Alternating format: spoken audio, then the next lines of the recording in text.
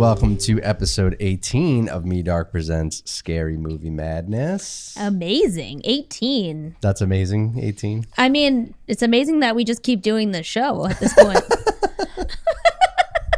Yeah, I suppose you're right. But I mean, why not? I mean, what else we got to do? What else we got going on? We're still in quarantine. We're still in COVID, so. I mean, we wouldn't say we're in quarantine, but like we're still limited on our activity. I got Mr. Dude with me for this podcast. He's not feeling well today. Yeah, he's a mushy boy today. He's had a couple of issues. There was an episode a couple episodes back where he was just crying in the background the whole time. The whole episode. If you hear a whining dog and you think that you have ghosts in your house, no, that's just Mr. Dude in the cage. Yeah, I don't remember what movies we were talking about, but he was howling the whole time. I think it's the Uncle Peckerhead ones. Oh, you might be right. So I figured this was better. He'll just bounce back and forth between our lap. He's about to go to my lap. So just a reminder, we have the giveaway going on, right? Yep, we've got 2 more weeks, I guess, at this point. Yeah, till end of February, you said. We got 2 more weeks at this point. Mm-hmm. Again, the contest will close on the last day of the month. Fantastic. And we will announce the following episode. I'm going to end up sending out that giveaway prize before the first one. I know. Still haven't received the first one. I have to actually check in with our winner so they know we weren't scamming them, but I didn't ask for an address or anything until we had it. Okay. So they know I'm not trying to show up on your doorstep or something. But this one is already here. So whoever wins it will get it within that week, essentially. Got this one right away. Yeah. So remember, you can comment on the giveaway post in our Instagram or on our Instagram page or on any YouTube video. So I'm counting comments on any of our YouTube videos. So easy ways to enter. That's it. I'm not even making you jump through hoops. Not even making you follow a bunch of shit. Nope.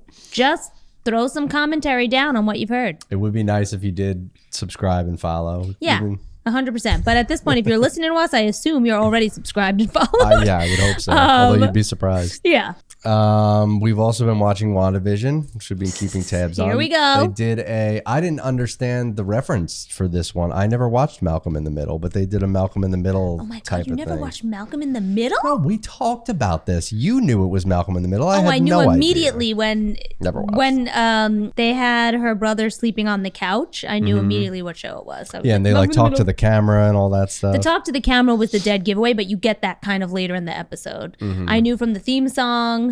I knew from the way they set it up. The theme song was so fucking good. Yeah. So good. But even not only how well they do the theme song, but also the opening credit sequences that they've created are really so great. Good. Obviously, there's a lot of dark shit going on in the background.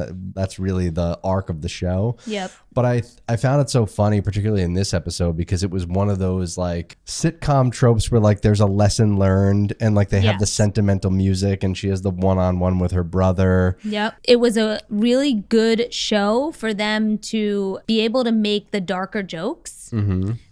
With her and her brother when they're talking about Halloween. Yes. And he's like, I guess Halloween episode. How did we not mention that? I know. I guess you just repressed the bad memories or in the other series, they couldn't really do that because they're so wholesome and everything is rainbows and bunnies and Malcolm in the Middle was they're a fucked up family. It was a little edgier, yeah. Yeah, it's Married with Children, but a little less white trashish. Yeah, I've seen one scene from Malcolm in the Middle. It's a scene where, because Bryan Cranston plays the dad. Yep. And it's he comes home and the light's broken in the kitchen or whatever. So he's like, all right, I'll change the light bulb or whatever. And then he goes into the garage or something for a light bulb, or he goes somewhere for a light bulb and something else breaks. And every single thing he's doing to fix the light bulb, I don't even know if it's something really silly. I know, something homeware. I thought it was amazing. It's how this specific episode of Malcolm in the Middle opens up. It's just this montage of him being a dad, trying to fix this one little thing and this cascading. And as a homeowner, not even as a dad, as a homeowner, I was oh my God, I relate to this so much. You come home from a long day of work and you're I'll just change this light bulb. And then it's a series of unfortunate events. It's amazing. Yeah, but it's also that show was more of the realistic family. It was the family that everyone could relate to. Married with Children was so character driven. Done a Married with Children. I know it would have worked so well. Yeah. But that one's more of an unrealistic level of crazy. Mm-hmm. Whereas Malcolm in the Middle was kind of like, yeah, you have Full House, and yeah, you have like Family Matters and Step by Step and like all of that. But this was like the realistic like feeling of being a dad, being a mom, and having like 3 kids of like, they have the frustrated moments where they bug out. The mom like loses her shit a bunch of times. Like it was a super realistic way of doing that sitcom. Yeah. No, I know it's hugely popular. I just think by the time it came out, I was already kind of done with sitcoms. I was a little older by then, and I wasn't really paying too much attention. Way older. Although it's weird too, because I think that '70s show came out around the same time, but I was a late adopter to that show also. That one ended up on like streaming services. It was easy to watch. Malcolm in the Middle never popped up on anything. Yeah, I mean, it's funny. That '70s show will always be nostalgic for me because it's the first TV show where I literally laughed out loud. Like that's the one show where if I'm sitting on the couch, I will laugh at it loud. Like, you know, most of the time you watch it and you kind of giggle to yourself. No, that 70s show is great. That 70s show, though, it gets to a point like most sitcoms do where there's like seasons towards the back end where it just went on too long. Yeah, when Topher Grace left. Yeah, and we don't talk about those seasons. How are you going to take Foreman out? Like, it doesn't make sense. So we did his house. Yeah. So we did hint at the end of last episode that we wanted to do like a Black History Month kind of special thing for horror. And the guy that immediately jumped into my brain was Jordan Peele. Super recent, super relevant. Yeah, super recent, super relevant. He actually got his start. I don't know if you remember this, speaking of early 2000s, but they kind of tried to reboot Mad TV. Yes. And he was on it. I don't know if his partner Keegan was. I'm assuming he was, and that's sort of what launched into Key and Peele later on. Because I think they were sort of like a comedy duo type of thing for a while behind the scenes. It took Jordan Peele a little bit to get his momentum up, and then when Key and Peele kind of hit, and it was a massive success. I mean, that show, I think there was a 3 or 4 year period where all I did literally was quote that show with my friends and people at work. We had little inside jokes at work constantly, just dropping Key and Peele lines. It was that culturally relevant. It was that funny. I never really got into the Key and Peele show, but I always felt like it was the modern day version of the Wayans Brothers franchise where they started with that sketch comedy kind of show, and now they're branching out into movies. It was very much the Wayans Brothers family. Yeah, the Wayans Brothers did they were behind the Scary Movie series, which we talked about. And then in Living Color, which was incredible. Jim Maybe Carrey got his start there. Maybe next week would be a good opportunity to do the Scary Movie stuff. Oh yeah, we should do that. Yeah, we should. We should do a Wayans Brothers like episode. Yeah. But In Living Color will always be like a big thing for me. So yeah. I should probably hit you up with some Key and Peele sketches, ones that I think that you would find funny. A lot of them are a little they're kind of geared a little more male oriented. Right. And I remember when you were watching it sometimes, I was like, I'm gonna. Yeah, they have like the Liam Neeson sketch is funny. Yeah. They do the substitute teacher one where he can't pronounce the names correctly. A really, really big one that people love is when they do the football sketches are really funny. Yep. But it's really endless. Like almost everything they put out was the funniest possible thing you could watch, which was quality. Crazy. Quality over quantity. It was super quality. And it's crazy that he comes in, right out the gate. His directorial debut is Get Out. Yep. From 2017. You get some of the humor in this one. Yeah, no, there's definitely a little bit of his style kind of in it, like baked into it. It was something that I would not have expected from him, knowing, him from Key and Peele. I wouldn't have expected to come out with a movie like this. But holy crap. I mean, we saw this in the movie theater. Yeah. And oh my God, I forgot. Yeah. We saw movie theaters? What's that? What are those? They don't exist anymore. Our house? Yeah. Yeah, we saw it in the movie theater, and I remember being blown away. And one of the things about it was hard to get tickets, wasn't it? Like, it was like... I'm not sure. I mean, it was a big... when it came out to critical acclaim. Yeah, it just right kept... away. I remember it was so hard. Like, we had to, like, really dig to get seats. We're like, fuck it. We're not sitting in the nosebleeds. We'll wait till the next week, I guess. Yeah, It was like that. It's a great film. And one of the things about this movie that always stuck out to me, because I think I've seen it probably 3 or 4 times now, is the only thing that bothers me about it, because I think this movie is an all-time classic horror film. Yeah. The one thing that bothers me a little bit about it is you never really regain the experience of watching it for the first time. Yeah, because you already know what's going to happen. Yeah, that is tough. Yeah. So that's the one thing. And I'll say that about sort of his writing in both of these movies, Get Out and Us, is really the impact of his writing or the story is really meant to wow you the first time around. And then you can watch it again in hindsight of knowing what's what and pick up on new things that you may have missed, especially with Get Out. But you never get that, like that, you know, that whole turn of it in the end is sort of missing, and it kind of loses a little bit of its impact on rewatch. I would definitely agree, but I think it also makes the case of why it's so important to watch these movies like not distracted. Yep. Like you have to see each piece as it plays out. Because I remember watching Get Out originally, and I was like sitting there like, you really believe the girlfriend is like on his side until that last fucking second. And you're like, wait, what? And in this all one, the little subtle things. Oh yeah. And it's like very subtle, but I'm saying like that's the big one that like gets you the most. But I think even this time around, I just then, instead of watching it wondering what was going to happen, I just kept going like, I hate this bitch. Like, hate this bitch so much. You were just stuck on her the whole time? Yes, I just like really, I mean, I'm sure we'll get to it, but there's certain scenes that really, you know, burn my cookies over here. Yeah, well, he opens this movie in such a great way. I love, and this is sort of like, it sort of kind of makes me think about other horror movies that we've watched and the importance of a great opening scene, especially in a horror movie. It's really important for any movie. Yeah. But I love it, especially in horror movies, especially ones that have to lay a bit of a groundwork up front. Yep. I think it's always important to hit your audience with like a really shocking thing up front. We talked about this with The Cleaning Lady, right? Yeah. Where you can tell a huge chunk of the story in one scene, or at least you can hint at what the story is about in one scene, and then you can take your time getting there and revealing what it was about.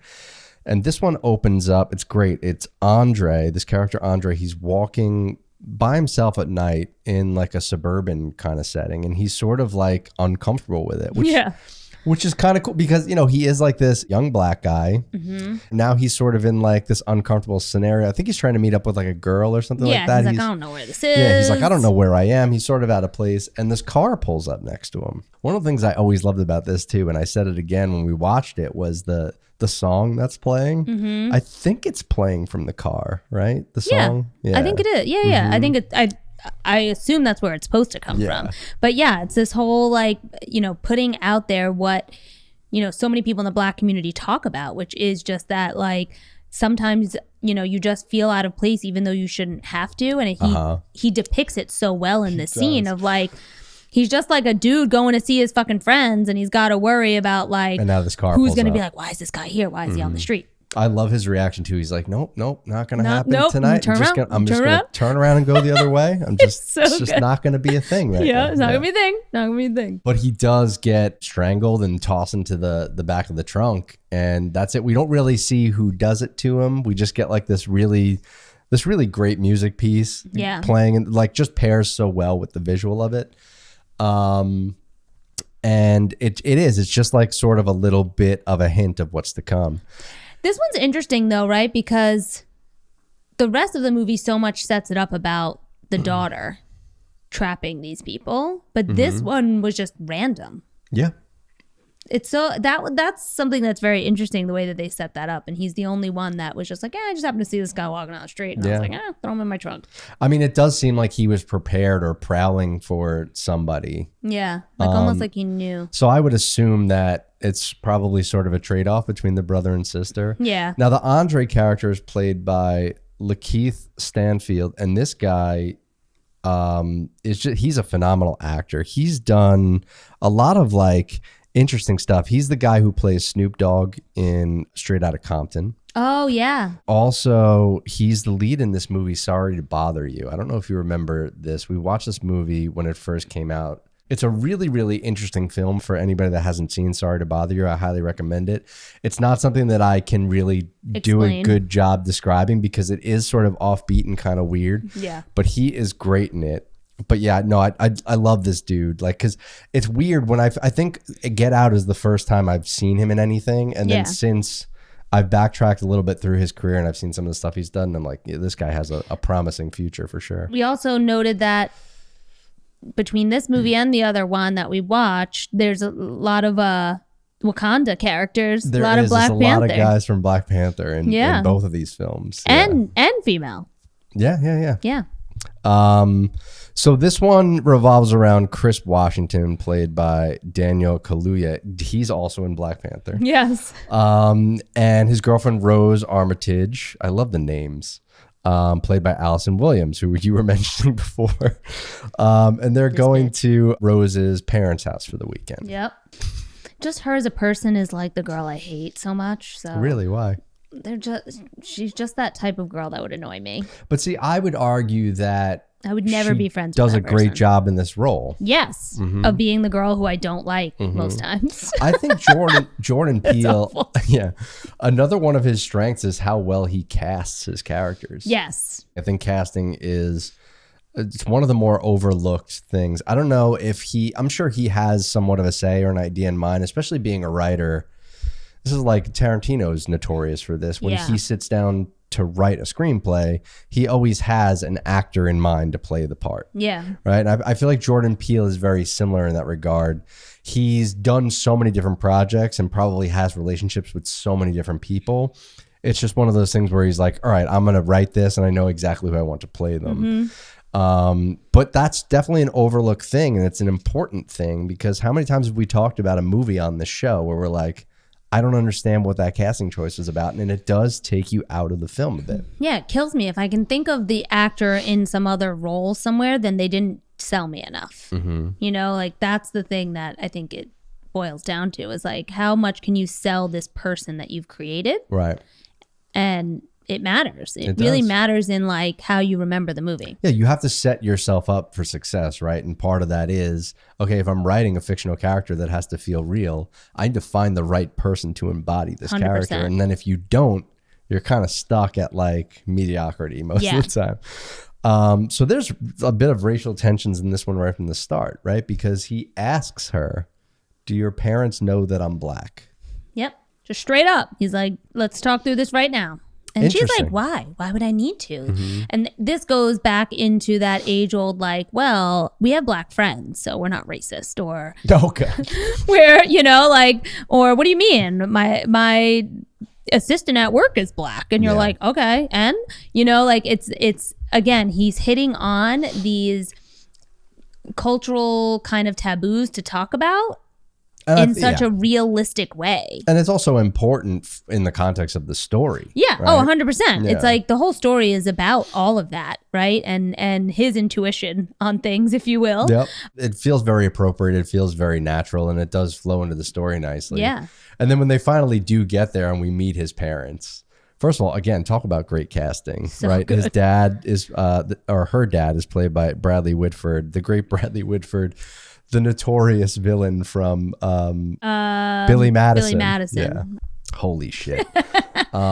This role was tailor-made for him. Like it's his personality, right? It's so him. And then the mom, holy shit, Catherine Keener. I love Catherine Keener. Yeah, she's great in this one too. And his reaction to them is, I'm not going to lie, it's the same reaction that I feel like any boyfriend visiting their parents would have had. Yeah. It's like, okay, they kind of seem well-intentioned enough, but they're trying a little too hard. Yeah. Right? I would have voted for Obama for a third term. Yeah, it's like, too much. Also the fact, and this is again when you look back and watch, but the fact that she says that to him, like my dad would have voted for Obama for a third term. Right. And then boom, he says it. It's such your first moment of how rehearsed everything is. It's so rehearsed, yeah. Like to say it in the exact sentence and everything was such a clue. I love it. It's brilliant writing how he sort of just consistently escalates how offbeat everything is and how kind of awkward and out of place things are. Yep. Right? And there's strange behavior going on from the Black people that work in the house, right? Because there's two Black people that work at the house. There's the really big guy, Walter. Walter played by Marcus Henderson. He does like a lot of the yard work or whatever. And then there's Georgina, who is sort of in the house cleaning, I think. But his interactions with them is like, it's not the interaction he would expect. Right? So they'd be super like warm and welcoming and like, you know, they'd be like, oh yeah, great. Nice to see you. Great to, you know, have someone in the house. And no, they're just super fucking weird and like to themselves almost. Creepy might be the term. Like lurking in the shadows. Well, this goes back to what I was saying about like the impact of watching the movie for the first time, because you are sort of running through it just as Chris is. Chris is having these interactions that feel off, right? Because to him, he's like, oh, it's another black guy. Like I expect to have a certain kind of interaction with another black guy, right? There's a cultural element there that he expects to like. But it ain't it. But no, it's completely off. Like there's no synchronicity between them. Yeah. And even as an audience member, you get that vibe too. You're like, this conversation isn't going down the way I would expect. Right. And I think even Chris says, because he complains about Walter a couple times. Yeah. And he says to Rose, it's not what he says, it's how he says it. Right. Which is, it's like, there's no better way to describe it than that. It's not really what people are saying to him. People are, for the most part, being nice and cordial. Yeah. But it's how things are being There's like a snideness and there's like an underhandedness to everything that's being said. And that's what he can't like kind of put his finger on. And he's trying to convey that. Yeah. Not that like he feels they need to talk like him and things like that, but more so like he's expecting the interactions to be a little more like friendly and like kind of cool. what he's used to. Yeah. Yeah. And it's more like making some really snarky commentary that's disguised as nice words. Yeah, the juxtaposition of especially Walter specifically. Well, although Georgina has a lot of it too, and we'll get to that later on. But the visual of Walter is he is this big physical, like he's a athletic massive freak man kind of guy, right? Yeah. And for him to be talking like this, you're like, what's going on? Yeah, you're like. There's no way. Who is this and where did you come from? Right. Like he knows something ain't right. So we have this great scene where they're having dinner for the first time and he meets her brother. Creep. Her brother Jeremy, played by Caleb Landry Jones. Again, just a perfect casting. This guy just embodies this character so well. Yeah, because like out of anyone in the family, he's like the blatant racist, basically. Like that's the best way to describe it. Like he's not even trying to hide it at the table. He, you know, like they're all kind of minding their P's and Q's. Yeah, he's like obsessed with Chris's physical genetic gifts. Yes, right? Exactly. Like he's so weird. Well, it's and uncomfortable. It's very uncomfortable. It sets that uncomfortable feeling of being Chris at this table. Yeah, Jeremy is sort of responsible for everything. Has sort of been like slightly off, and then he does kind of crank it up to 11, so to speak. And they sort of brush it off as like he's drunk, like don't mind. Yeah, he's always like this. Now, let me ask you this, because I kind of felt like an idiot in hindsight. Yeah. But it's so obvious after this scene that the guy choking out Andre in the beginning is Jeremy, because he goes on this whole spiel about the jujitsu, right? And how it doesn't matter what your physical gifts are. Strength is not a factor. It's another clue. It's very similar to the Obama thing. I didn't pick up on this the first time I watched it. But this is why I'm saying like watching it and hitting those little nuggets of things is 100% so key to this. Like to really like even not necessarily like unravel it too soon for yourself. It doesn't. It's just more like, wait. Yeah. And you can't possibly imagine what actually everything unravels it's not like to you be. Can guess. Yeah. But you definitely start putting together like, oh shit, that was that guy. So why are they doing this? What's happening? And it slowly comes together. Yeah, and I guess at the very least, in that regard, you're kind of thinking, all right, Jeremy is the antagonist here. He's the guy that's sort of the black sheep of the family. He's doing something sketchy behind the scenes. Maybe he's kidnapping people and they don't even know, and like all of this stuff. Like that's your first inkling, because again, if you still believe the girlfriend is good, the parents are well-intentioned, they're just a little stupid, you know, you're like, but this fucking guy. This guy is a problem. But then that doesn't last long, because then we get the Catherine Keener scene. Yes. With the sunken place. And first you get Chris in the yard with Walter running past him. Like I still don't really get that part, why he's running. But I think it's because Walter it's their grandfather. I think, and he's like, I'm sorry that you interrupted You caught me with my evening run, and it's like, what? My best guess is it was like 2 a.m. Yeah, my best guess is it just has more to do with him just enjoying his body. True, because they're like, so look what fixated. my body is capable of. Like, yeah. he was this old frail man when he died. He just does right? weird shit now. So it's been a long time since he's been in like a youthful, capable physical body, and he's never had the physical tools that this guy Walter has. Like Walter is obviously a very athletic guy. Yeah, he's a beast. Yeah, so I think that's that whole that makes thing. sense. Because now that you mention it that way, the way that like the party plays out, it makes sense. Yeah. The sunken place scene is extremely disturbing. She really comes off as very evil and kind of villainous here. And I guess you sort of chalk it up to Chris doesn't really remember a whole lot of what happened. He thinks it's a dream. He thinks it's kind of a dream. He thinks that it was all about her getting him to quit smoking. It was just like a hypnosis kind of thing. But my God, I love how Jordan Peele shoots this whole scene, right, with the little cuts, and they're just enough, like half second here or there of her stirring the tea, and like Chris's performance with the like, oh my goodness, good, that like you get that feeling of you're sad and you want to cry but you're holding back but you can't stop tears from flowing kind of thing. Like he's trying so hard to maintain strength but it's coming out in tears. It's hard to watch. I don't think he blinks. It's just sort of like he can't control his motor functions that well. And it's just the tears just pouring down his face. I mean, and then the now sink comment. Oh my God, yeah. You're like, what? Sink into what? Where are you going? Yeah, and it's very cool, and there's sort of a parallel to this kind of shot later on, which I'll get to. But the further and further he sinks away, the image of Catherine Keener just kind of sinks more and more and more into the center of the screen until it's like no bigger than like a thumbnail. Yeah. Right? And it's really, really interesting how, he sort of frames that shot. I love that. I just love like the little artistic touches because Jordan Peele, he kind of is playing with like a supernatural element a little bit. He does this with Us too. It's sort of part of his style, but at the same time, he does like to keep it grounded in practicality. He really walks that line pretty well. I think it's such like, I think most of the time too, it's just a very like a symbolic supernatural.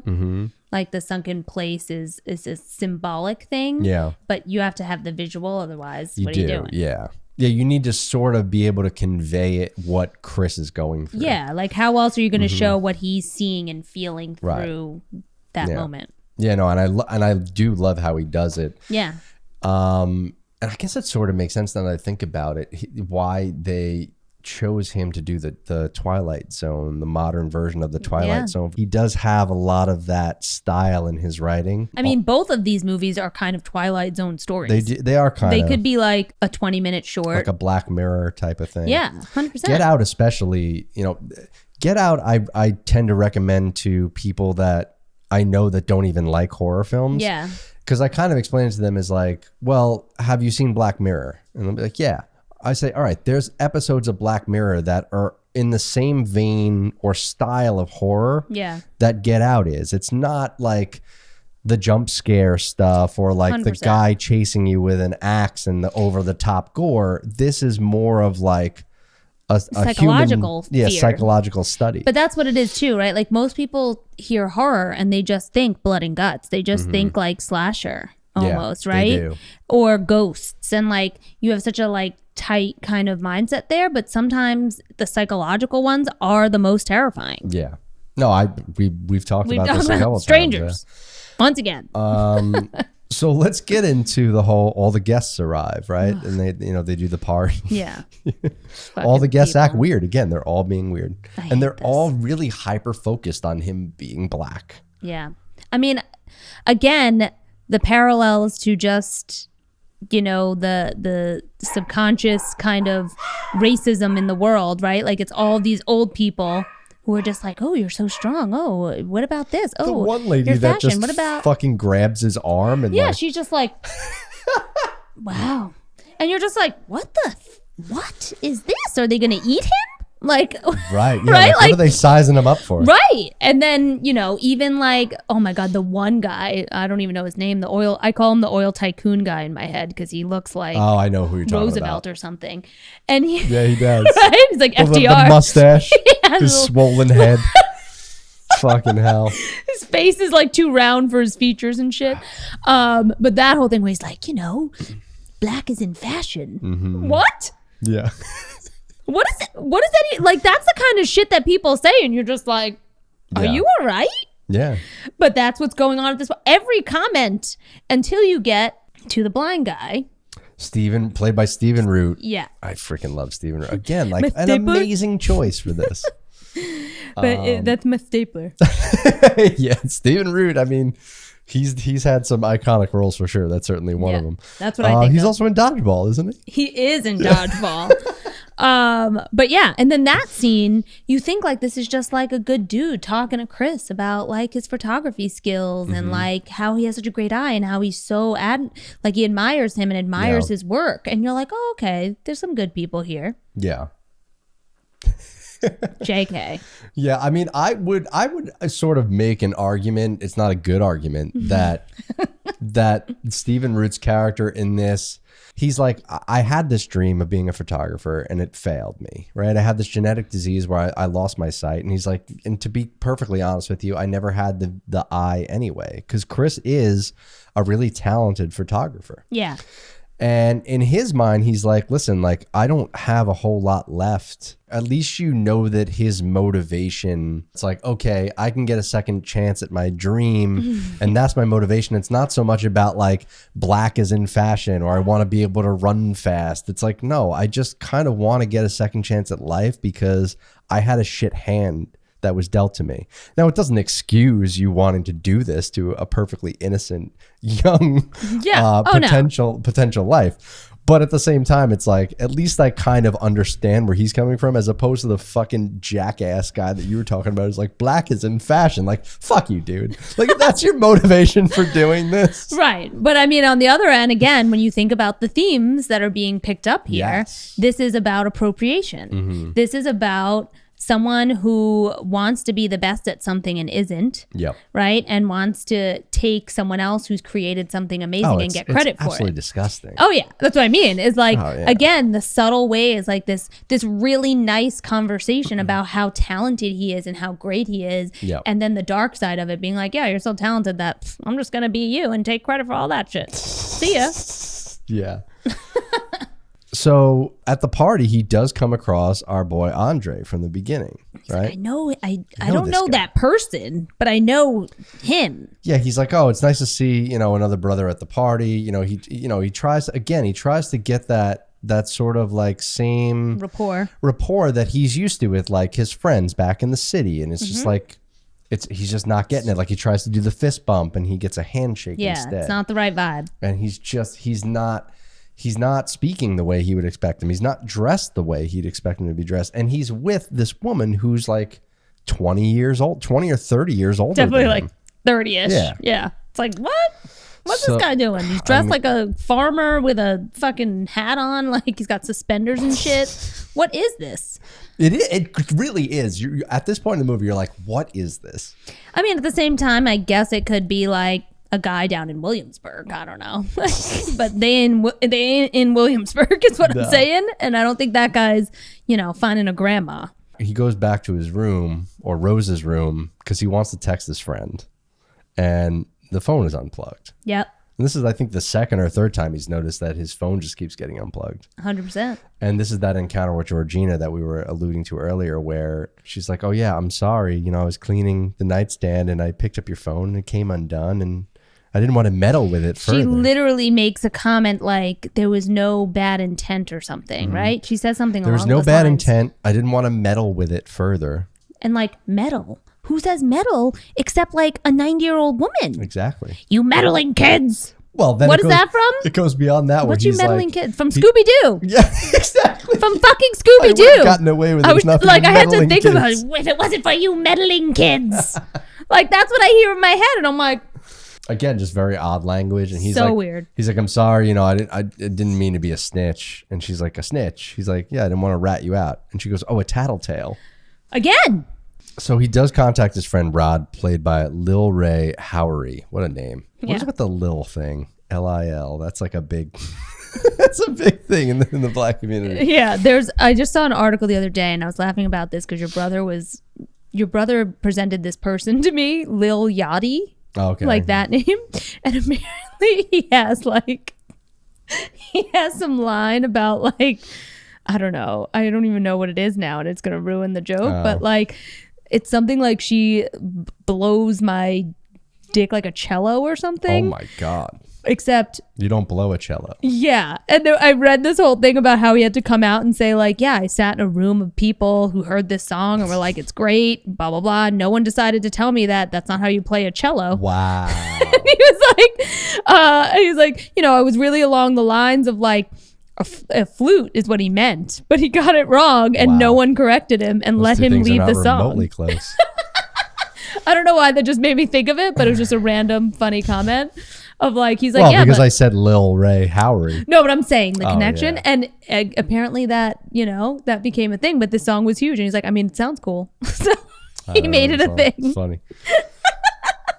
What do you think of his friend, Rod? Oh my God. I mean, that's the comedy injection we were talking about. But that's what I mean is like the things that he says are incredible. So good. I'm TSA.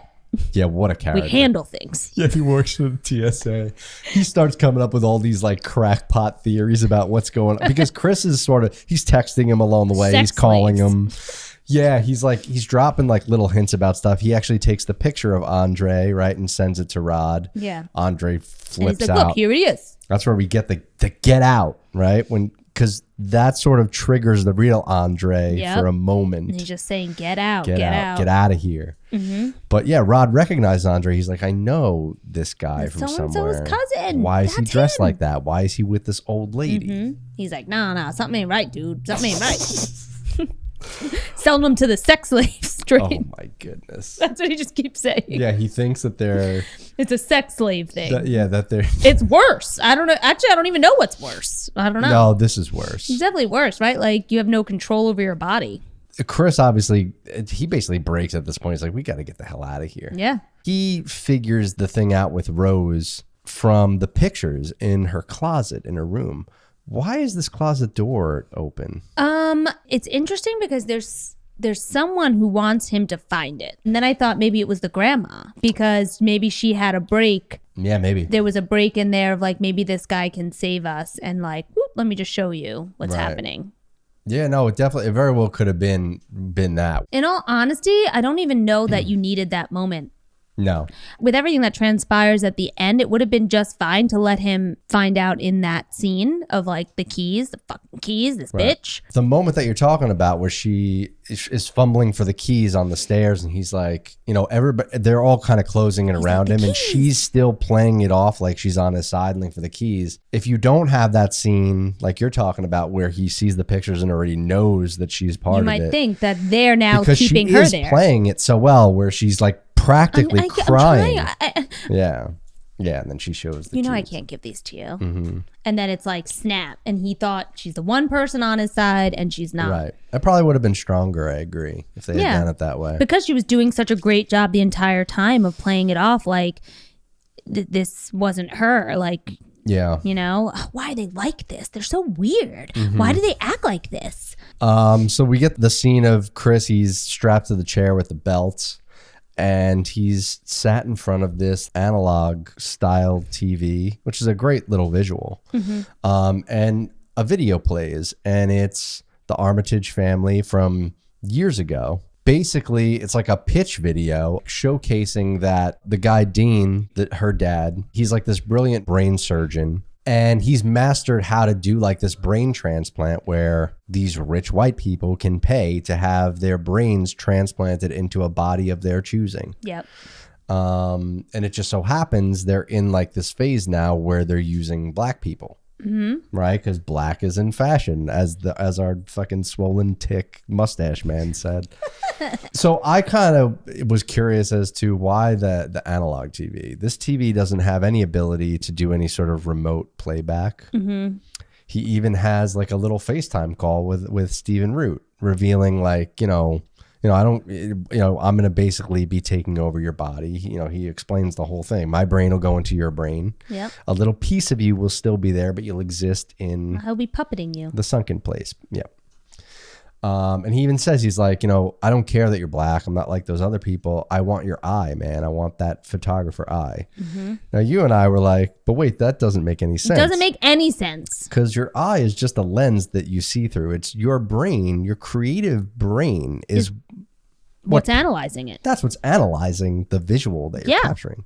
So without Chris's creative brain in there, like, I'm sorry, dude, but you're still going to be fucked. You're not going to be that good of a photographer. Yeah, the eye isn't really the master driving force here. Yeah, so this sort of... That's how dumb you are, sir. The movie kind of starts to unravel for me a little bit here as I sort of nitpick it like, well, why the analog TV? I get that it's a cool visual, but it would need some heavy modding to be able to do a FaceTime call, have a microphone. Yeah. Obviously, there's no camera around, so you can't really see Chris.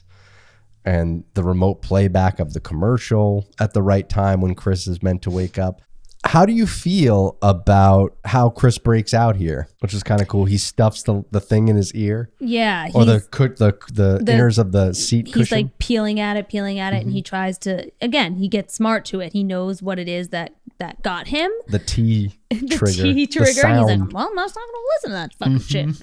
But yeah, I mean, I think it's great. I think the whole scene is really great. I think the fact that he's tied to the chair and that it is all torn up. Yep. Like from people before him, and he always does the scratching thing. Yes. Even in the scene when he first gets hypnotized and he's doing that while he's trying to hold back it's like it's a callback to when he was frozen in place from when his mom passed away. And he was like scratching. It was like a nervous kind of tick. Yeah, it's like his reaction has benefited him now, right? To save his life. So you loved the antler kill, the deer antler kill. I mean, that's great.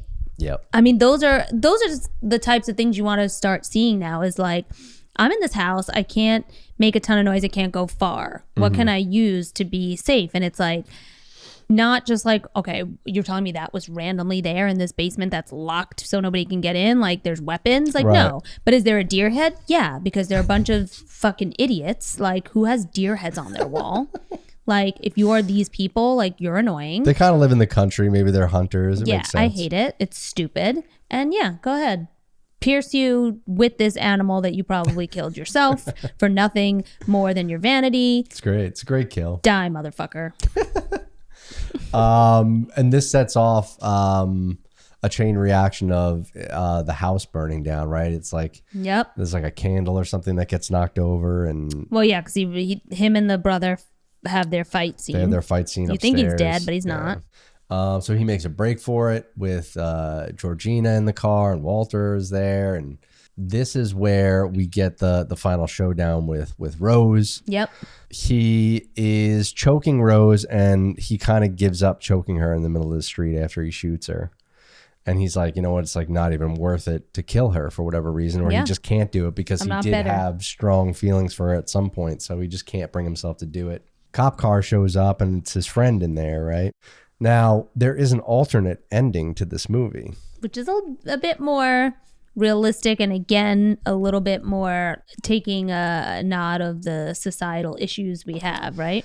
Yeah, which is a bummer. I feel like this is, with everything they did and set up in this movie, the original ending, he said this is the original ending in the script. One that it should have been. It is the one that it should have been. It fits better to have him probably kill, just too political, I guess. He does kill Allison. He strangles her to death in the middle of the street. And the actual cops show up and they arrest him. And Chris is all the evidence is burned down in the house. The house is completely, nobody left. There's nobody really left to corroborate his story. Can't prove what was going on in the basement. Yeah, none of that. All that stuff is gone because I guess technically you could prove the Andre situation. That's the only thing. Be like, get him in a room and take a picture of him and see what happens. There's no real evidence other than Andre as to what they were doing or how they were doing it. Right. You know, and it's going to be kind of hearsay. It's kind of Andre's word against his at that point. Yeah. But I do love that. I love that whole arc is really, I think that rounds out the movie a little better for me. I like to picture the movie with the original ending. Yeah, it's way better. Yeah, I do think it's better. Yep. So let's move on to Us. This one came out 2 years after. This is from 2019. And we open this one, we get this carnival scene.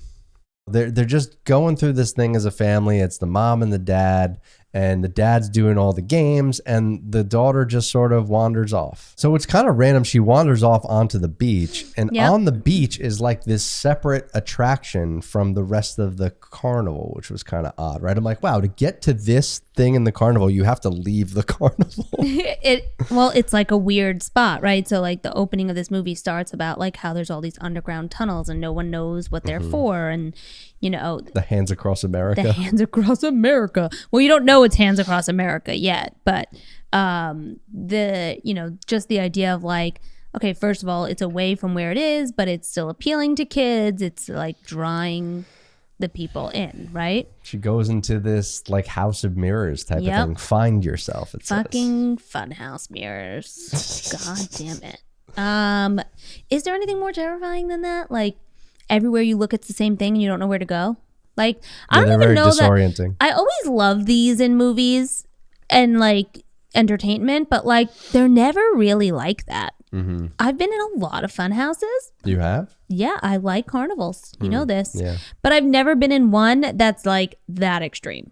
Anytime there is these moments of like a fun house, it's never as exaggerated as the mirrors are in the movies. Yeah. Good thing though, because I'd definitely be lost. Like there was no shot I'd get out of there.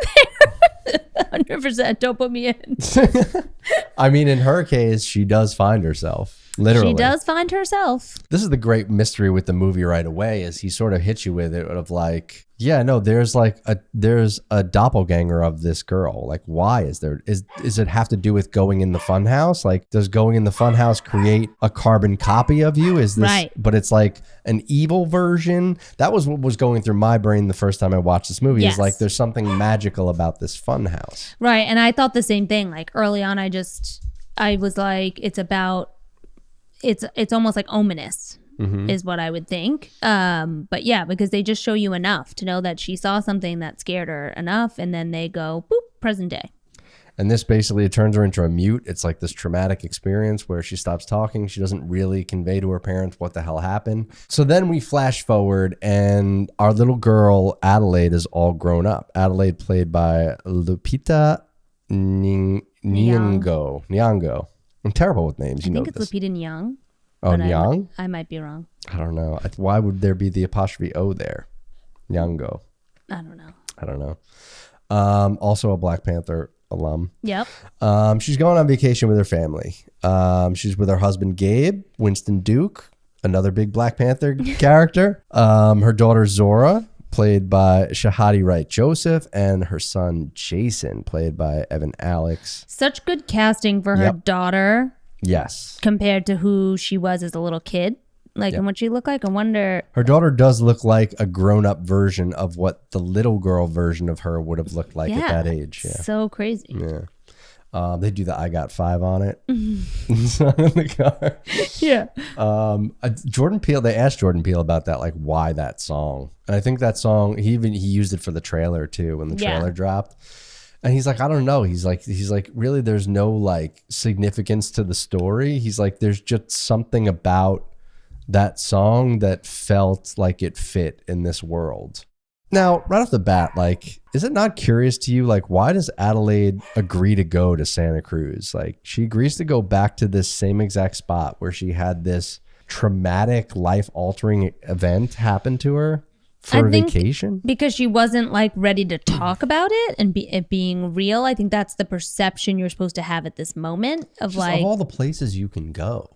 Yeah, but like if it's driving distance, financially it's a nice quick. They're renting a house with friends or whatever that they own or something. Yeah, I think it's a vacation house. Yeah. Like it was like, all right, it's a quick, cheap way to go on vacation with a family of 4. Why not? I get. Well, why not? It's because like she doesn't want to. He wants to go to the beach so bad. But as long as it's not, and she's the like, fun I don't house. want to go to the beach. Right? She says to him, but that shit is on the beach. The beach is creepy and like, isn't that? He's like, well, there's not another beach for a really long distance, and so she just like agrees, thinking like, as long as she keeps the family close, it'll be fine. And we have to leave before it gets dark. And we have to leave before it gets dark. Yeah, they go to the beach and they meet up with their friends Kitty, played by Elizabeth Moss, and Josh, played by Tim Heidecker. Elizabeth Moss. Yeah, I mean, from our favorite movie, The Invisible Man. Fuck The Invisible Man. Talking about her Botox. Did you see? Yeah, I just got like a little work done. She's so like the prototypical rich white lady with her rosé and her Botox, and she's just drunk every hour of the day. Just complaining. So after this, they go home, and the doppelgangers show up. Yep. Chilling in the driveway. I mean, from this point on, like this movie really does kind of follow more of like a standard horror approach, where the main characters are just, they're under attack and they're being like the threat of being killed is there the whole movie, right? It's just like the chase and the fighting, which this movie just doesn't work for me as well because it doesn't play off of Jordan Peele's strengths, I think, as a writer. Like Get Out, he really had like this intricate story that he was developing and everything was a little more subtle. Yeah. This one, it's like the doppelgangers show up, they break into the house, and her shadow starts giving the monologue about how, about the tethering, right? How they're all tethered, and just sort of like laying the groundwork for what the film is and who they are. Yeah. But I like it because there's still an element that you don't really realize the extent of what it is, right? Like it feels... No, you don't. That's true. It feels like this is just a alternate universe thing. But it's really a government thing. And up until this point, we don't really know that it's not just them. That it's not just a mirror image of her family because of the funhouse situation. 100%. I mean, I think like there's still things to unravel here, but it's also just like so creepy, these characters that were created. They are creepy. Yeah, visually they have a really good visual to them, and they do this thing where they pair it off, right? Where the son's going to go face his doppelganger and the daughter's got to run away from hers. And, the dad he's incapacitated because he was just horrible with that baseball bat. I mean, it took one shot to the knee. Like he's got, he's useless the whole film. Useless. He should be like a massive win for that family. He's a big fucking dude. Well, he also has to fight himself. So that's hard. Yeah, that's what I'm saying. And the mask for the kid is great. I mean, the daughter's doppelganger might be one of the creepiest kids I've ever seen in my life. And just the way that she like is constantly like...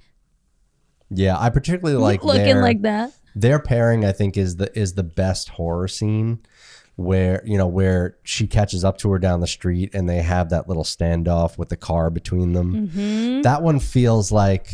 That one has the most tension and suspense to it. And I do think that the daughter's shadow is probably one of the creepier ones. Mm-hmm. The thing with the son in the closet is okay, where he's sort of realizing that he can kind of, whatever he does, his shadow kind of does. He can kind of control his shadow a little bit. Yeah. I don't know. What do you think of the boat scene with the dad? It's kind of like, it's whatever, right? The boat scene. I mean, they make the boat such a big deal in this, and I love it when they're with the doppelgangers that the daughter's like, nobody cares about your fucking boat. Like, yeah. Because he's like, you could have the boat, and she's like, Dad, nobody wants the boat. Nobody wants the boat. Like, shut up. Like, typical like teenager situation. You're the dad's like super proud in front of our doppelgangers. Yeah, like she's even mortified in front of people that are there to kill her. Like, okay, cool. Yeah.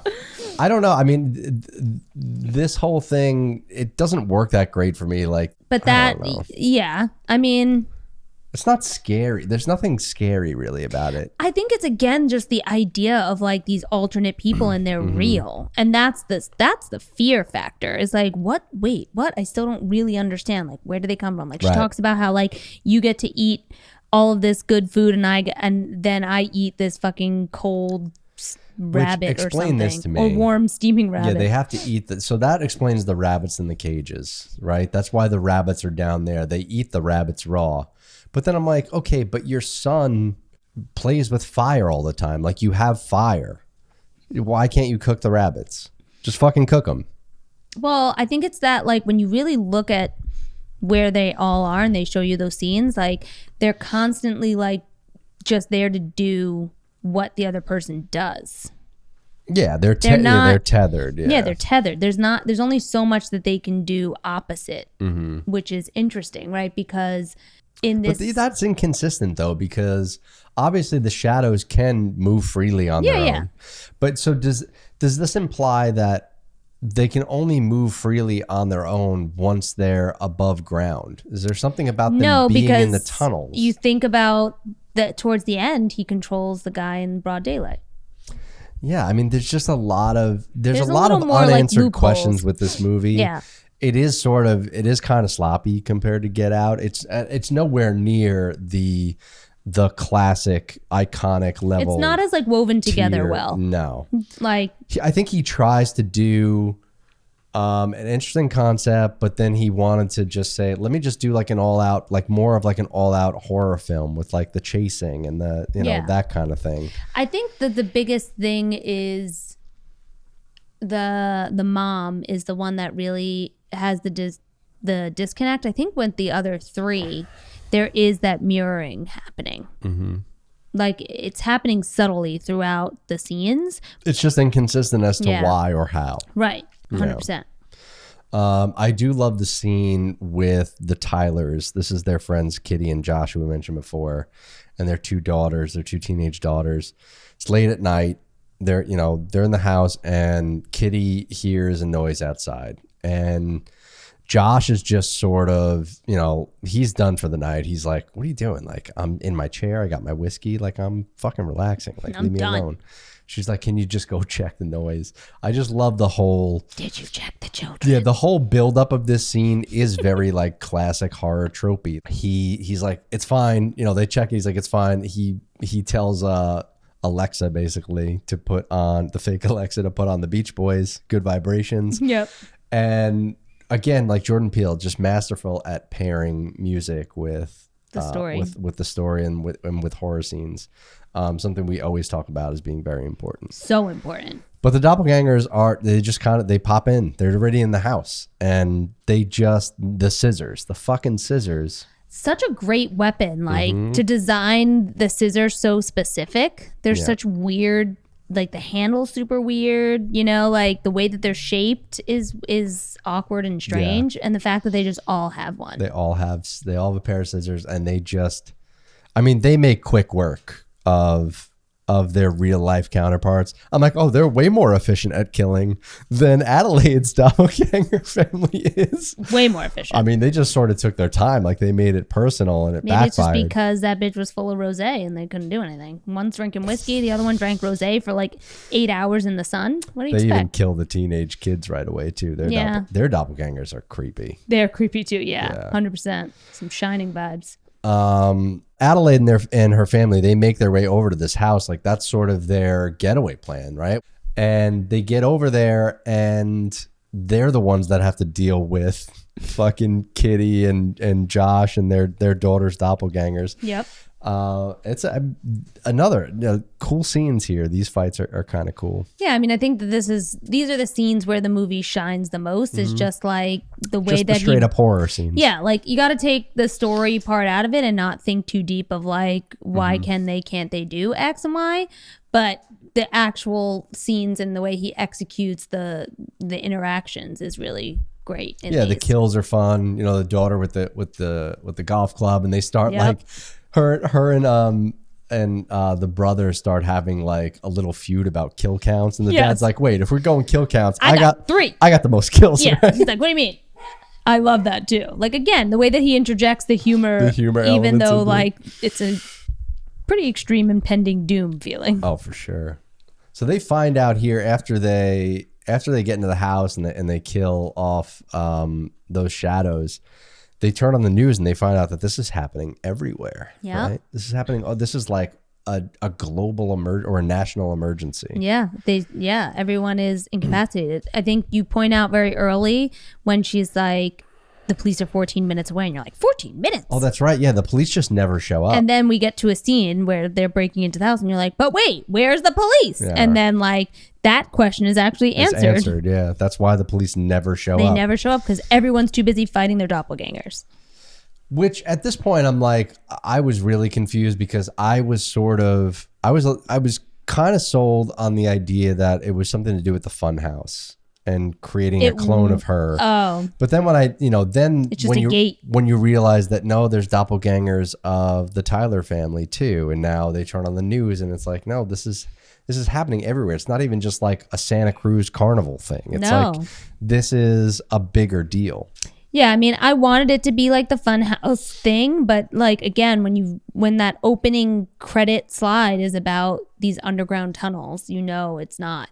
The Funhouse is just a gate. Yeah, I don't know. I don't particularly buy into this concept, the way that he's constructed it, where so the way that it works is there's some sort of a government program that cloned people but couldn't figure out how to port the soul over or clone the soul. Right. The whole idea was that like you created a clone of the person, but not the functioning mind. How would they have that. Done this? How do they clone lambs? Okay, but you're collecting like DNA and you go to the doctor, don't you, bitch? I don't know. I mean, your DNA is fucking on file in many places. It's very right now. strange. I fail to understand what the end game for it would be. What is the purpose for doing this without people's knowledge? What do you hope to use the clones for? Listen. And why are you questioning anything our government does like they do logical shit? Well, here's where it becomes increasingly more irrational, right? Because the experiment fails. And their solution, got all these fucking people down there now. Well, this is what I mean. Their solution to this is let's house them in these underground tunnels that we have to build everywhere. They already built them because they were there. It just seems like an extreme cost that what is the value of any of this? Like there's an extreme cost to this with very little value. The government. What purpose? Like, I just don't get the concept. I just keep laughing in my head going like, I think of a lot of things the government spends money on sense. And I wonder what the fucking purpose is. I don't know. Well, no. We'll never know. You can give me something the government spends money on and I can explain away why it is. It doesn't mean that it's right. I can explain it away. There's zero explanation as to why this concept makes any sense. You could definitely come down with a lot of things, like ways of like planting someone at a scene that wasn't actually there. And, like lots of corrupt things can be the purpose of this. I suppose it doesn't work. You create an army of people that you don't necessarily like need to have people enlist. You're just like, we'll just make copies of everyone. If they die overseas, who gives a fuck? It's silly. Wars aren't fought like that anymore. Okay, I get that, but I'm just throwing out many reasons. I mean, I'm sure that there is some sort of like symbolic reasoning. Yeah. It doesn't work for me personally because my practical, rational brain can't get around the fact that this doesn't make any logical, purposeful sense. All right. Well, there's many horror movies we watch where like you can't worry about the logic. Okay? There's a dead guy at the bottom of a lake who comes alive every summer. But if you that's a simplistic supernatural, I'll draw a line from point A to point B. I can get there. I can't get here. Okay. I get. They escape in the van. They're panicking. They crash into the fucking creepy daughter shadow. She goes flying into the trees. What a kill. Like bent around it? It's so bizarre. Then they end up, it's the next morning in the parking lot, and they're lured into that trap by Jason's shadow. He tries to light the van on fire. And like you said, the son realizes, I can control him. And he does that thing where he backs him up into the fire behind him and kills him. Yep. So again, just inconsistency with how he can control them. Yeah. Or why. But this sets off the trigger for Adelaide. Adelaide's shadow captures the son, brings him down into the tunnels. Yep. So she has to obviously go after her son. And I do like this set piece, the final confrontation between her and the shadow in like this weird like kind of classroom they're in, and she's writing on the board. Yeah, she's writing on the board, and they're doing the dance. She's doing like the dance move kind of fight sequence, which is kind of cool. Mm-hmm. Yeah, I don't know. I do, for all its flaws, I do kind of like the fight. What did you think of the fight? Yeah, because it's an interesting parallel about how the dancing becomes such a part of this movie, right? Like that when Adelaide couldn't speak, they were like, well, put her in music, put her in dance, put her in this, put her in that. And like dance basically brought her back. The life, like the soul into her. Yes. Yeah, I mean, it is kind of cool. What do you think of, I do like they show sort of like a flashback from the shadow's perspective of that night. Yeah. Right? Of what was going on in the upside down, so to speak, of like, we saw what was happening in the carnival in real life, but we never saw what was happening, the parallel of the carnival underground. And they show you that, and that's kind of wild. Well, just the way that like all of the people are moving is super weird, but this is also where you find out a little bit more about the Adelaide story, right? Because everyone down there moves in some weird fucking way to mimic what's happening upstairs, except her. Yeah, she has this thing about how like God brought them together or something like that, which again that's lost on me. Like, well, no, I don't even think it's just that. I think it was that it's your first moment of understanding that one of them got out, right? Like, well, she does get out because we find out at the very end. She lures the shadow or the tether to that spot in the funhouse, which is the exit to the tunnels, right? Well, that's what you're seeing is they go through this whole thing about her dancing, right? And you see that like that's the moment that everyone in this underground world realizes that she's different all of a sudden. Well, that's after the switch. I was leading up to the switch. Oh, well, I'm saying I was going to spoil it. Yeah. But you still don't know it at this point where they're showing she's doing the dances and she tells them, this is when everyone knew that I would be a leader. No, I know. I just don't. It was odd to me that she chalks it up to like the way that I got out was God brought us together that night and enabled me to escape, or enabled you to escape and take over my life. Right, because the shadow is the real girl from the beginning. Right. She gets swapped out by the shadow who then takes over her life. Right, but now you have a real original person down in this world, and that's what I'm saying is like, because she's the real person. Well, that's why she can talk and nobody else can talk. Right, exactly. Like she can do all of these things and they're all like, but what? She is sort of diminished. I guess it's so supposed to be that she's down there for so long. Like it's a significant amount of time has passed where no one else can talk. The soul is being sucked from her body back into now her shadow's body up there, who's now basically taking over, becoming her. Yeah, that would be like the way you dissect the whole part about like why would the government do this? I was like, but why would she start talking all weird? Like what? I think that I can explain that. I think that's the explanation there. Which is interesting. I didn't think of it that way. Yeah. I thought of it more so as like nobody else can talk down there. So like it's just one of those things like when you can't do it anymore, you start to not be able to do it well kind of thing. Yeah. Like the skill deteriorates. She was a young kid. Like she was, speaking only so much anyway. But yeah, I mean, it's definitely an interesting part of it, especially because again, they tie the dancing into that fight scene like you're talking about. That's cool. I like the choreography, the tango of it. Yeah. I don't know, but I just in the end I felt sort of I feel sort of flat with this one. I kind of always did. I don't think this one never really, and I think what hurts it is coming off the back of Get Out. Yeah, it's hard to watch these two back to back. Yeah, when you hit a home run right out the gate, which is what Jordan Peele did. Yeah. You do want the next iteration to be as good or better. And the fact, like for me personally, I don't even think it comes close. And I know that there are people that consider Us to be like a masterpiece. And I'm like, I don't know what you're watching. I mean, I think maybe we're missing some of the symbolism, but maybe we also are just diving into it too harshly because it's the second time around, and most people are watching it the first time and they're just like, "Whoa, that but was even wild." even as a first time watch, I don't really remember loving it. I think we kind of walked away disappointed from this one. Yeah, I remember watching it and being like, it was definitely like creepy and scary, and there was, again, like the different kill scenes and stuff were cool, but I think watching it the second time and trying to find the themes and dissect them was a little harder than in Get Out. Yeah. But yeah, maybe we needed to read on this one a little. I mean, I feel like I have before, and I sort of left with like a meh. Like Similar. it didn't stick with me. Like, okay, I mean, it's a bit of a stretch, or it doesn't resonate with me. So I think I probably would have preferred this movie a lot had it been that there was something about this fun house that was like magical, and just go the supernatural route and make it that you could still do like the twist of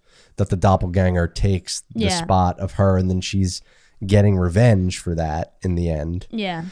But the whole Hands Across America thing and the tunnels and the conspiracy, it was too convoluted for its own good. Yeah. But nonetheless, I'm still a gigantic Jordan Peele fan. And he does seem to be sticking firmly inside this genre. I think he has another horror project that he's currently working on that I think is set to come out not this year, but next year. Everything is a little sort of delayed because of the pandemic, obviously. Yeah. And I don't know what's going on with his involvement with the Twilight Zone series. I was never a Twilight Zone fan, and I would take the Tales from the Crypt over Twilight Zone. Well, they're completely different, but yeah. Yeah, but there's still the idea of like Twilight shorts. Zone is more comparable to like a Black Mirror in the style of the writing, but it just never worked for me because just the lighting and the filming and the acting was so outdated and just didn't hold up at all for me. And then when I heard Jordan Peele was doing, the modern version, I was excited. And then I watched a couple episodes of it and I was like, it's not that great. And probably because it's like a network TV show, it's CBS, all that shit gets watered down. Like if you're still watching network shows at this point, like I don't know what to tell you. Like there's great, boring. There's great so many other shows being made on elsewhere. Almost every other platform besides broadcast But TV. let's keep watching CSI, New York, LA, Detroit, Dallas, fucking Tallahassee. What's next? Now, had Shudder gotten a hold of the Twilight Zone, probably would have been a better situation. Yeah, I think that there's some level of Twilight Zone that they're going to keep family friendly. I don't think they're going to push the envelope like they should. That's my only fear. All right. Well, that's our show this time out. We'll be back with the scary movies, the scary movie series, right? Scary movie. What is there? 3? Is there? I think 3 or 4. I forget. Oh my God, 4. All right. Yeah, we'll do scary movie next time. I think it might be 3. I might be lying. Okay. We'll dip into a little Wayans Brothers, a little nostalgia. Nostalgia. All right. Well, until then, remember, we don't give awards for art.